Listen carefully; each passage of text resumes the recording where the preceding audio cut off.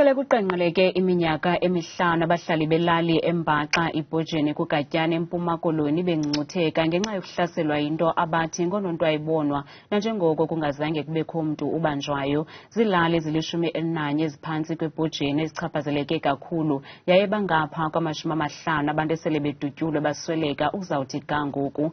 Basixhenxe badutyulwe ngempelaveki yePasika kulo nyaka nje. Intatheli yelijelo uNtsikinoyiya yasichubela. Bonke abahlali belali ezichaphazelekayo eBojeni neziphaluka balala ngorhatya lwemivundla kuba besoyika ukuhlaselwa. Abane babulawelwe edolophini kuGatyane kwiveki ephelileyo. Inxalenye yabo izawungcwatywa ngoMgqibelo esijonge kuye. Ubawo u-Eric Sele ngomnye wamaxhoba oluhlaselo. NgoJanuwari walo nyaka kwathi dyulukudu amatyenyana ngongcwalazi avulela ngerhuluwa kwinkosikazi yakhe ebinama-65 iminyaka ubudala nomzukulwana owachaphazeleka ngenxa yokukhala. Badubula bathi phantsi zonke malale, balala abantwana bonke. Wathi abanye mabalale bangena phantsi kwakhe, kwaziwa kuye wadutyulwa. Mina ndihlele esitulweni ngapha ngezantsi. Kwenzeka loo nto badubula ke. Nomnye ke esukumayo uVisithonga kwadutyulwa kabethwa efestilini. Wasinda naye kayidutyulwa yena. Omnye wathi umama uyaphela. Awutawona sahleli ezankweziko bephuma bewajika wamdubula bashapha.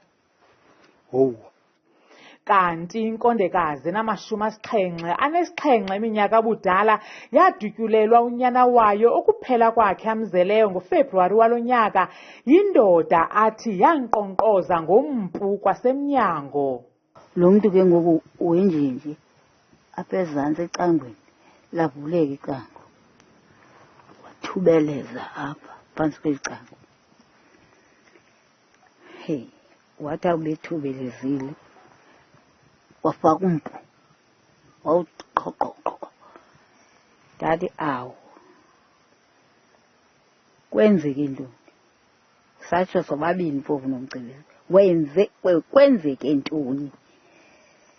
Seyiwile ke yena. Ekuqaleni koluhlaselo abahlali barhanela umlo woonoteksi, kodwa xa kuhlaselwa omncinci nomdala baqala ukuxhalaba. Amapolisa ephondweni azingqinile ezi ziganeko atsho esithi ayaphanda. Ithemba likamakhulu uTshawe nobawo uSley nezinye iintsapho ezichaphazelekileyo kwezi lali ezilishumi eBojeni lilele kwingalo yomthetho kweli phondo. Okwangoku abahlali bezilali balala beguqile belindele unongekehli okoko lwaqalayo oluhlaselo ngo-2019. Kwiindaba zethu kuChannel 163 ngokuphathelwa Newsroom Africa, ndinguNtsikinoyiya eBojeni kuGatyane.